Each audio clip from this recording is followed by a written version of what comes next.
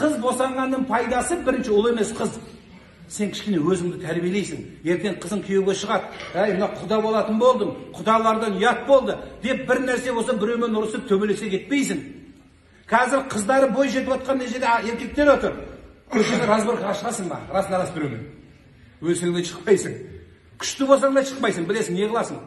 Қызың ал бой жетіп тұр. Ертең жағаласпайсың. Білесің, ұят болады дейсің де өзің ұстайсың. Міне тәрбие сізге.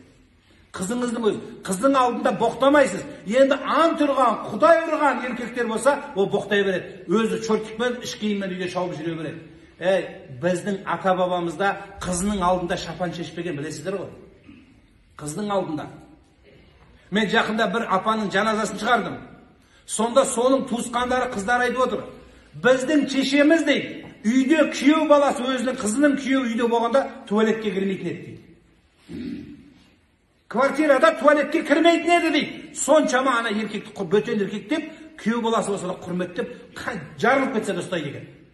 Содан кейін болмай бар жатқанда қызын айтады екен, күйеуіңді бір жаққа жіберсең мен әжетханаға кіріп шығайын. Мына осындай кісінің тұқымысыздар сіздер. Бұл космостан келген нәрсе емес бізге. Бізге жат дүние емес. Үрім бұтақ бұл Аллах тағаланың сыйлығы.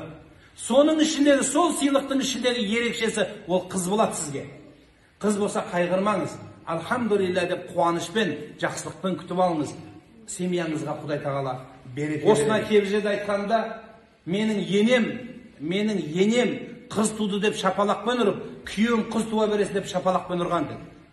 Сол сен ұрған қыз үшін ұрған қолыңды, сол қызың сені сүйреп, о дүниеге бітіп, жәннетке алып барады, есіңізге түсіреді.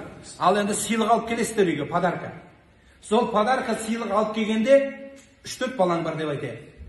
Шариғатымыз бұйырады екен. Әке мен шеше бірдей шақырса, екеуді бірдей шақырса, бірінші әкеге бар дейді. Өйткені әкенікі оқ, ананікі боқты, ана мейірімді. Ал енді әке келіп сыйлық беретін болса, бірінші қызынан бастасын дейді. Үлкеннен кішіден емес, қыздан бастап беріңіз. Өйткені халқымызда қыз жат жұрттық дейді.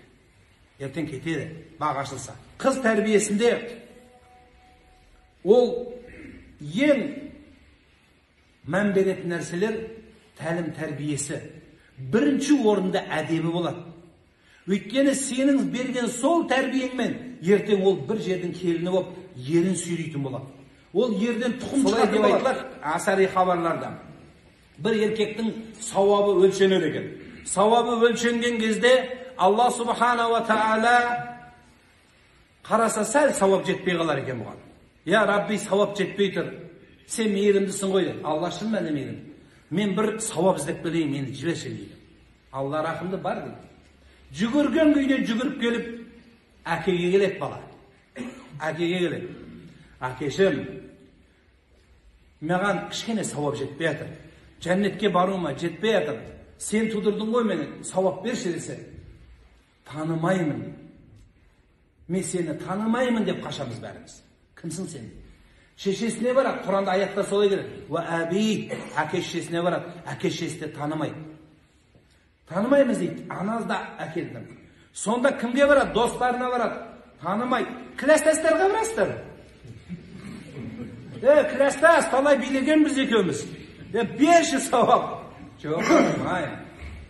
Курстасты келеді артынан. Берші, 5 жыл сен оқыдым. Жоқ, бермеймін, кетар дейді. Қайта мен темек шеккенде мені на қойдырма деп басқа жабысы. Қашасың одан қорқып өзі. Содан кімге барамыз? Бауырлар бәрі қашады. Тек қана қызың таниды екендер сені. Қызың таниды екен.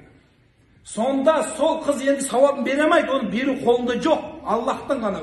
Сонда сол қыз тек қана дұға қылады екен. Я Рабби, бағанағы айтқан санап береді. Мен осылардың қызығын көремадым.